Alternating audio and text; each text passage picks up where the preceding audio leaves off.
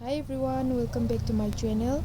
Tha mai matungda amuk thengnajare aigi vlog se amuk thagatpa hojaraage mayam ise thabakna yadabadagi thagatcharaktabane ado sise tha amadugi pulapna matek to punchalaga oina thagatcharaage kona sidi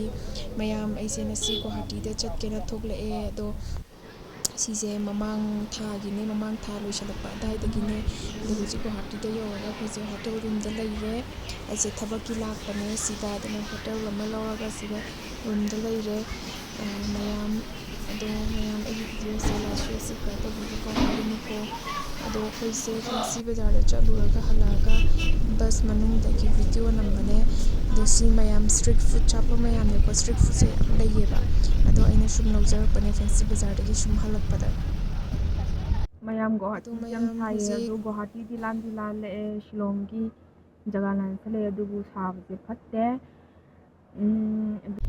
mayam sisina Guwahati dagi Shillong da mu halakpagi oidoine Guwahati laringai do yam namjahauje thabakna yadabana ado mayam sise Shillong dane mu yum yore aina awa phadigom se kai sum sa kai ka thungnabada laibagi mara yauraga laibado mara do sum thajan bane bu ko aina bartina kai pamada ado sumaina phajana haure mara dudagi ko mana mayam se phajana hauraga chara ani rakti chare ado inaw nupasu lobire magi durga puja chuti phangena ado adudi khoi sida thongbaga moi ada thongba ahawba pijabutuga manade na ko pork makhong lauraga thonge aigi husband ga inaw nupagi aigi pork chajade mayam mabani gi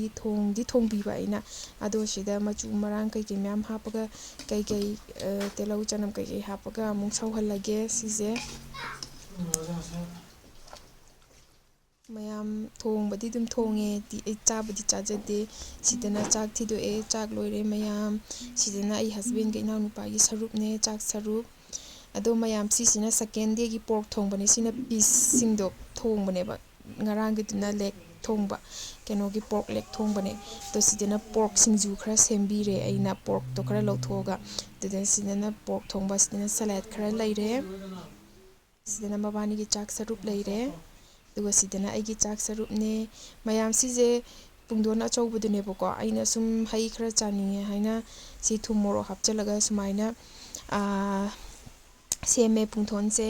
house yam hawe thumli morok sari tawraga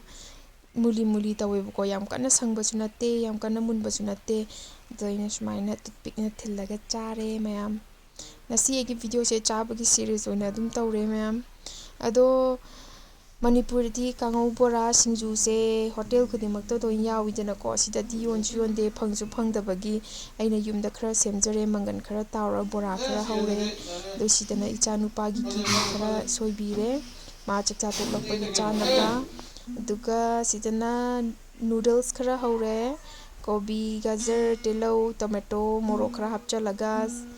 ado mayam aigi video se like share subscribe tawbiramko mathangda muk thengnarse bye